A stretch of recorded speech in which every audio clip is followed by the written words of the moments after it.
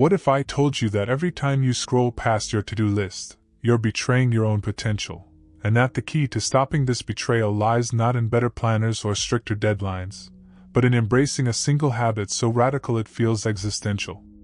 Imagine waking each morning with a silent promise that you'll no longer hide behind later or tomorrow, but instead face your day like an artist confronting an empty canvas, fully present, fully committed. In the next few minutes, you'll learn how a simple shift in awareness can turn procrastination from a crushing burden into a reliable ally in your search for meaning. Procrastination is not just poor time management. It's an emotional detour we take to avoid confronting the weight of our choices.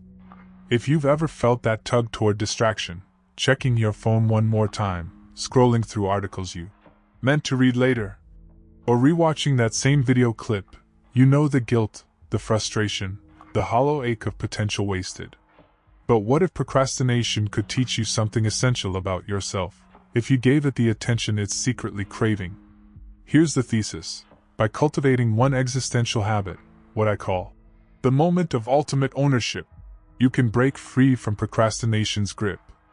This habit is a ritual of conscious commitment that transforms each task from a boring obligation into a declaration of who you choose to be. Over the next 3 key points, you'll discover exactly how to build this ritual, grounded in real life, and sustain it so deeply that putting things off becomes not an option, but an absurdity. It begins with awareness. Notice that split second when you're about to drift, when you feel the pull toward delay. Most people ignore it, burying the discomfort with another click, another scroll. But the moment you name that impulse, "This is me avoiding my own purpose," you shine a spotlight on the lie that you have all the time in the world. That spotlight is the first stitch in your new habit. I remember the day I first tried this. I was staring at a blank page, wrestling with an essay due in 2 hours, each second ticking like a hammer. My gut screamed, "You can't do this!" So I reached for my phone. Instead of giving in, I paused, thumb hovering, and whispered to myself, "I own this choice." I closed my hand, set the phone aside, and began typing. The words came imperfectly, but they came. That brief ownership shattered the freeze, and I wrote through the panic until the essay was done. Point 1. Habit of the named impulse. Every time the urge to delay rises, pause and give it a name. It could be the whisper of doubt, the comfort trap, or simply delay. Naming turns an abstract feeling into a concrete opponent standing right in front of you. In practice, set a small trigger. Before each work session, take 3 breaths, then say out loud, "I will not be stopped by delay." If you're alone and embarrassed, whisper it, or write it in a notebook. The sound of your own voice acknowledging the impulse interrupts the autopilot that feeds procrastination. You're no longer a passenger, you're the driver, steering your mind back to the road of action.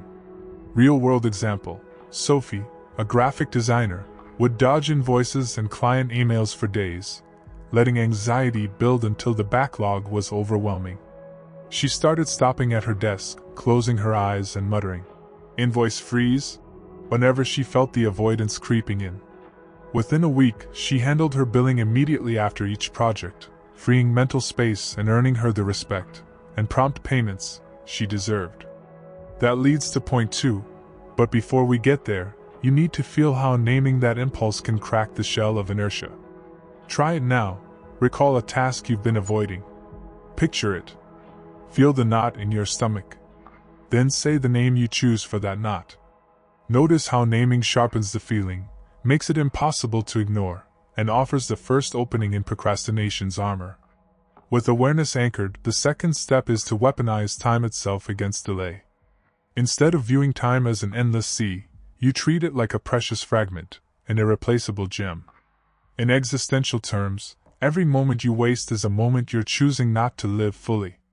So you create tiny deadlines, what I call micro-quests, that demand your full presence. Real-world example, Carlos, a doctoral student, found himself doom scrolling for hours when he should have been writing his thesis. He challenged himself. "Can I draft 1 paragraph in the next 10 minutes? Suddenly, The gargantuan task of a thesis chapter shrank to a sprint he could handle. 10 minutes turned into 20, then 30, then a complete page, and before he knew it, momentum carried him past what once felt impossible. These micro-quests need to be concrete. Draft 200 words, clear 3 emails, sketch 1 design element. Write the goal on a sticky note, set a timer, and commit. When the buzzer rings, you've either won or you've learned something. Both outcomes are valuable. Most importantly, you've denied procrastination its victory. Already, you've transformed delay from an enemy to a teacher. You've named the impulse that immobilizes you and used time itself to break the freeze. In the next section, we'll explore the existential core of this habit, how to tie every task, no matter how mundane, to your deeper sense of purpose, so that working feels like living rather than drudgery. But for now, carry these 2 practices into your day, name the impulse, launch a micro-quest, and watch as tasks you once dreaded start to unravel beneath your fingertips, freeing you to become the author of your own life. Now that you've mastered naming the impulse to delay and slicing your day into bite-sized micro-quests, it's time to forge a bridge between the tasks you once dreaded and the deeper meaning you hunger for.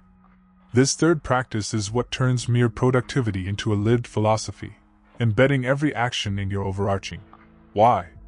When you see each tiny step as a thread in the tapestry of your life's purpose, procrastination loses its power, because you're no longer postponing paperwork or typing emails. You're answering the call of your own becoming. Imagine you're washing dishes. It's banal, mundane, endless. But what if each plate were a reminder that you're caring for your life's vessel? Every swipe of the sponge becomes an act of honoring nourishment, the same nourishment that fuels your mind to create, to write, to change the world. When you attach meaning, even to the smallest chore, you stop seeing tasks as obstacles and start experiencing them as invitations. To practice this, take any task you've been resisting and ask, how does this serve my ultimate vision? It might feel forced at first. Your vision statement probably feels lofty while your inbox bulges with routine requests. But give it time. The muscle grows the more you flex it. I remember Lily, a startup founder overwhelmed by legal paperwork. She sat before the stack of forms and asked herself, how will these signatures help me build a company that empowers others? In that instant, the papers transformed from shackles into stepping stones. She hammered through the documents, and the next day her team moved forward on a project that impacted hundreds of lives. Now, let's translate that shift into concrete steps. First, before launching a micro-quest, whisper your meaning. This one email builds trust with my audience. Second, journal briefly, 1 sentence, about how completing the task aligns with your larger goals. Keep it under 30 seconds. This isn't a full therapy session, it's a quick recalibration of your compass. Third, if you find your mind rebelling, remind yourself of past victories, moments when linking effort to purpose ignited flow. Memory can be a powerful ally. With meaning activated, you'll notice that your energy changes. Tasks you once swore to delay suddenly demand your attention. But meanings alone can fade under the weight of routine, so we need a safeguard. The fourth habit, a ritual of reflection and small celebration that closes the loop on every completed micro-quest. Without this ritual, even purpose-driven action can slip into autopilot. Here's how it works. As soon as your timer dings, don't leap to the next thing. Instead, pause. Close your eyes. Feel the sensation of having acted. Acknowledge it. Then give yourself a micro-reward, just 30 seconds, something that delights you but doesn't derail you. A sip of water, a brief stretch, a line of your favorite poem. This tiny ceremony doesn't just mark the end of a sprint, it encodes the experience as positive in your brain, so your mind starts craving the same satisfaction the next time you face resistance. Consider Marcus, a programmer who dreaded debugging. He began ending each 10-minute debugging session with a smile to himself and a quick glance at a photo of his daughter. That short ritual reframed debugging from a chore into a loving gift. He was ensuring stable software that supported his family's future. His focus sharpened, his dread evaporated, and his productivity soared. By now, you've built 4 pillars: naming the impulse, launching micro-quests, embedding meaning, and celebrating small wins. These work in concert, like cogs in a finely tuned machine. But there's one final element that cements the habit into an existential cornerstone: accountability to your future self. Procrastination is a betrayal not only of the present moment but of the person you're becoming. To defeat it, you must hold yourself answerable to that future version of you who wakes up tomorrow expecting progress, not excuses. Before you finish your day, write a single sentence addressed to tomorrow's you. Today I completed X, so tomorrow you can start at Y. This isn't a to-do list, it's a pact. It acknowledges that the work you do now carries forward. It creates a chain of trust between the you who struggles and the you who wants to thrive. And because our brains abhor broken promises, you'll feel a subtle pull each morning to honor the commitment you made last night. I once coached Elena, a writer plagued by blank page syndrome. Each evening she wrote, "Dear me, tomorrow I will draft the opening scene of Chapter 3. Waking up, she already felt the essayist's pen in her hand. The morning dread, the cold shower of fear, was replaced with a warm glow of anticipation. The promise she left herself became the hook that drew her back to the page. Now, let's weave these 5 practices into a seamless existential ritual you can perform in under 2 minutes before every work session. Take 3 mindful breaths. Notice the grid of your mind in the present. Name the impulse to delay. Here stands delay. Set a micro-quest with a concrete goal and timer. 5 emails in 12 minutes. Invoke your meaning. These emails build my reputation as an expert. Seal it with a ritual. Close your eyes, acknowledge action, and enjoy 30 seconds of micro-joy. Finally, jot down 1 sentence for tomorrow's self. Tomorrow you begin with pages already waiting. Performing this ritual consistently doesn't just banish procrastination. It reshapes your relationship with time, tasks, and ultimately yourself. You become someone who shows up, again and again, forging meaning out of ordinary moments.